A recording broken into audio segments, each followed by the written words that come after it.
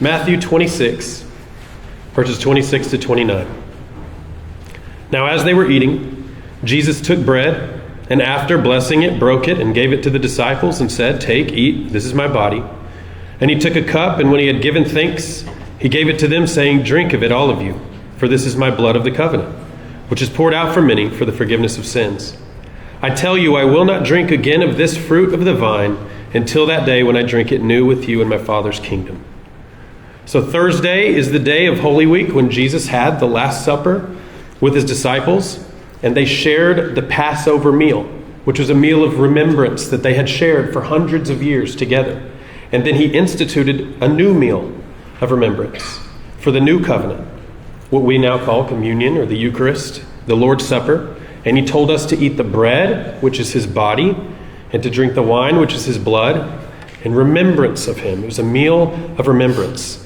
And so often, as we gather together, we remember him in this way, as we will do tonight in a few minutes. But John doesn't tell us about the details of the supper the way that Matthew, Mark, and Luke do. He tells us something else that happened that night. And so John 13, verses 2 through 7 say this: "During the supper, when the devil had already put it into the heart of Judas Iscariot, Simon's son, to betray him, Jesus, knowing that the Father had given all things into his hands, and that he had come from God and was going back to God, rose from the supper. He laid aside his outer garments, and taking a towel, tied it around his waist. Then he poured water into a basin and began to wash the disciples' feet and to wipe them with the towel that was wrapped around him. He came to Simon Peter, who said to him, 'Lord, do you wash my feet?' Jesus answered him, 'What I am doing you do not understand now, but afterward you will understand.'" And so he's giving them an example here, an example to follow, but he's also telling his story through an illustration. Verse 4, he laid aside his outer garments. He laid aside his divine glory. And then it says he wrapped a towel around himself. He wrapped himself in human flesh. And then he stooped down to wash their feet. He came down to the earth to do the work of cleansing through his blood. And he did this with his own body. And so he shows them this with the washing of the feet.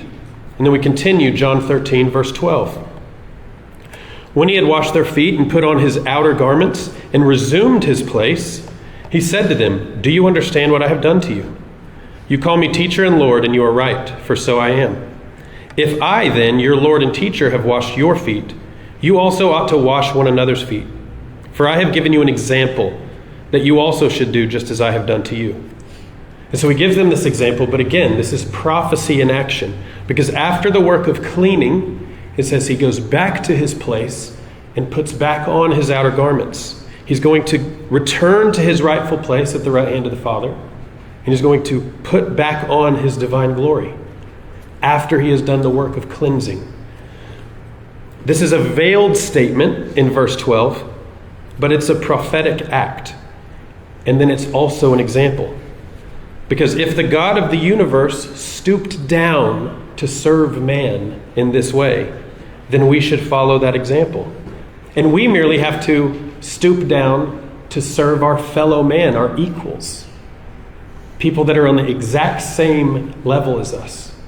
But we follow the example of the God who stepped all the way down to serve man beneath himself.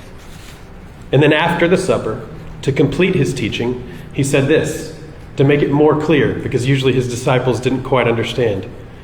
In John 13, verse 34, he says, "A new commandment I give to you, that you love one another. Just as I have loved you, you are also to love one another.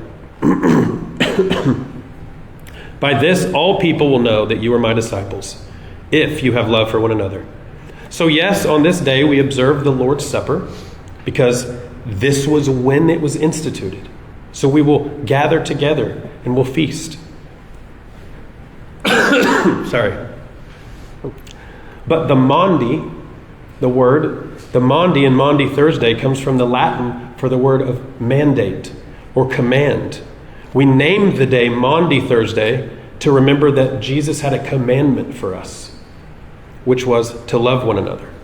So, as we take communion together, let us remember that we are feasting on his body because it was broken for us, because he loved us. And that whenever we're drinking the cup, remember that it was his blood that was spilled for us because he loved us. And then remember that he told us to love each other like that. That to truly love each other is to lay down our lives for each other, the way that he did for us. That is the Maundy of Maundy Thursday. That's the mandate. That's the new command. Love one another. It's simple, but it's not easy. So just as we come to communion, we remember that we love each other the way he loved us by laying down his life. So let's pray.